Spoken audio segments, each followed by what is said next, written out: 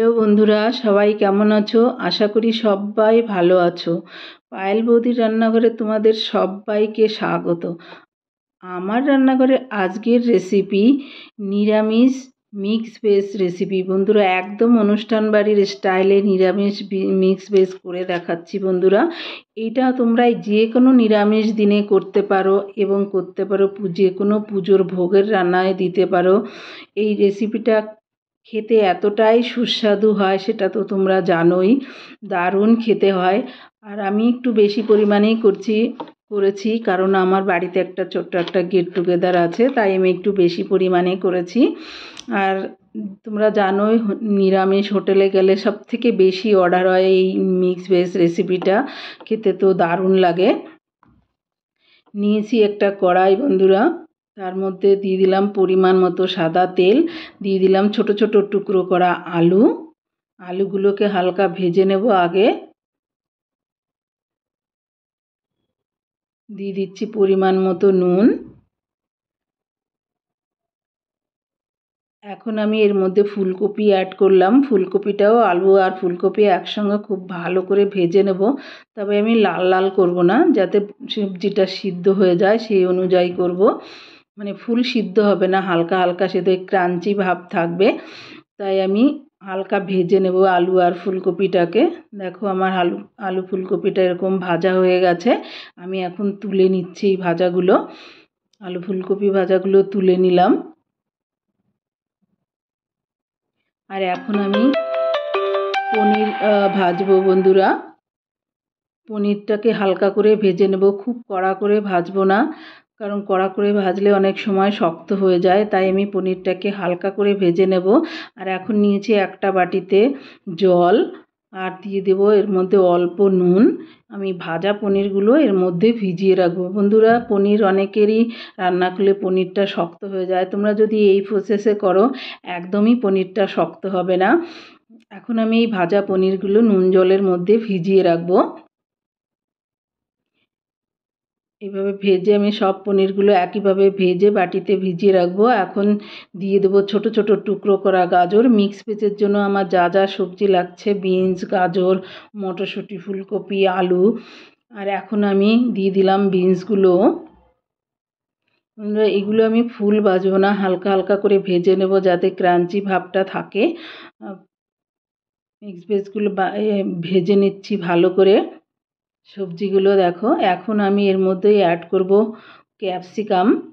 ক্যাপসিকামটাও খুব ফুল ভাজবো না, হালকা করে এর সঙ্গে ভেজে নেব বন্ধুরা। এর জন্য যেই শক্ত সবজিগুলো আগে দিচ্ছি, নরমগুলো পরে। এখন দিয়ে দিলাম মটরশুঁটিটাকেও এর সঙ্গে হালকা করে ভেজে নেব, খুব বেশি ভাজবো না। আর মটরশুঁটিটা আমি নিজেই ফ্রোজেন করে রেখেছিলাম ছাড়িয়ে, সেই মটরশুঁটি তোমরা ফ্রেশও দিতে পারো, অসুবিধা নেই, ফ্রেশটা ভালো হবে। আরও ভাজা হয়ে গেছে, আমি এই সবজিগুলোও তুলে নেব। দেখো আমার সবজিগুলো তোলা হয়ে গেল।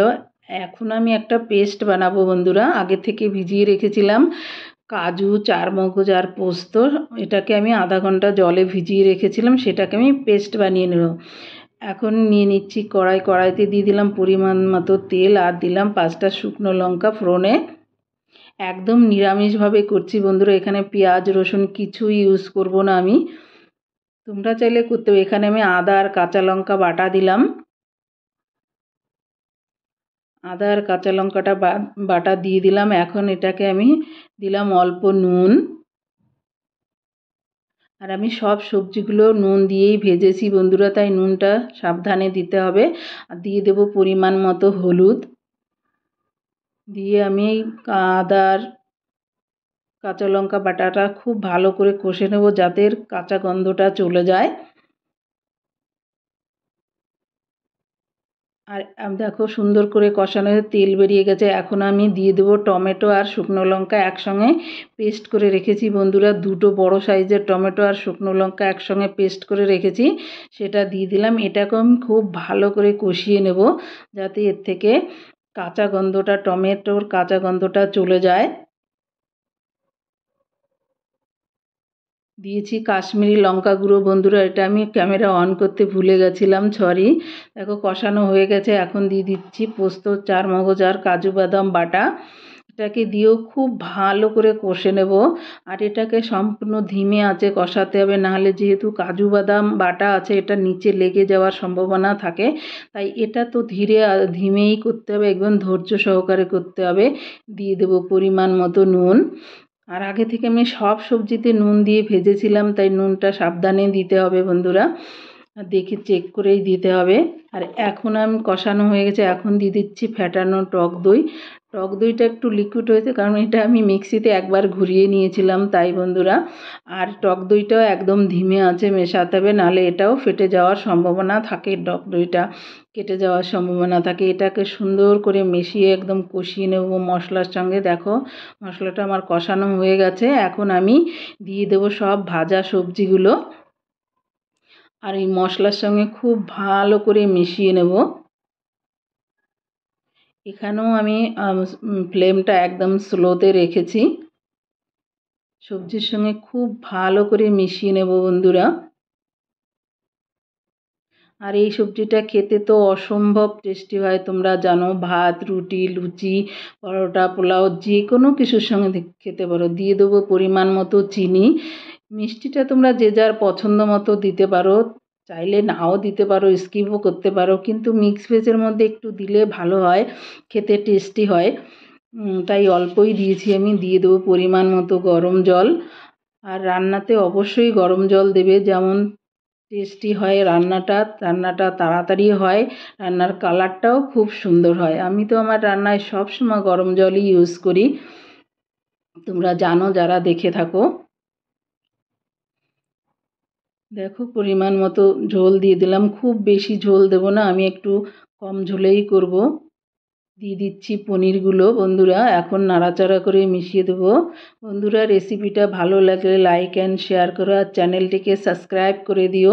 পাশে থাকা বেল আইকনটিকে ক্লিক করো, যাতে আমার নতুন রেসিপি সবার আগে তোমাদের কাছে পৌঁছে যাওয়ার জন্য। যারা দিয়ে দেবো এখন গরম মশলা গুঁড়ো বন্ধুরা, এটাকেও ভালো করে মিশিয়ে নেব। বেশ বন্ধুরা, রান্নাটা আমার শেষের পথে। দিয়ে দিলাম গরম মশলা গুঁড়ো। আর এখন দিয়ে দেবো আমি পরিমাণ মতো ধনেপাতা কুচি। এটাও অপশনাল, যার ভালো লাগবে না একদম স্কিপ করে যাবে, এটাতে টেস্টের কোনো হেরফের হবে না। তবে ধনেপাতার ফ্লেভারটা যাদের ভালো লাগে তারা অবশ্যই দেবে, যেমন আমার ভালো লাগে। আর এখন দিয়ে দেবো এখানে 3 কিউব বাটার। বন্ধুরা এই বাটারটা দেওয়ার চেষ্টা অবশ্যই করো, অনেকে ঘি দেয়, কিন্তু বাটারটা দিয়ে খেয়ে দেখবে টেস্টটা অন্যরকমই হয়, অবশ্যই দেবে বাটার। এখন বাটারটা আমি মিশিয়ে দেবো, খুব বেশি দেইনি দেখো বন্ধুরা, কিন্তু খুবই টেস্টি হয় এই বাটারটা দিলে, দারুণ টেস্ট আসে। অনেকে ঘিও দেয়, কিন্তু আমি বাটারটা দিলাম, বাটারে দারুণ টেস্ট আসে। দেখো বন্ধুরা কত সুন্দর লাগছে, লোভনীয় লাগছে কিনা বলো দেখতে। আমার রান্না একদম কমপ্লিট। দেখো আমি সার্ভ করে দেখাচ্ছি বন্ধুরা, তৈরি হয়ে গেল আমার মিক্স ভেজ। থ্যাংক ইউ বন্ধুরা লাস্ট অবধি ভিডিওটা দেখার জন্য।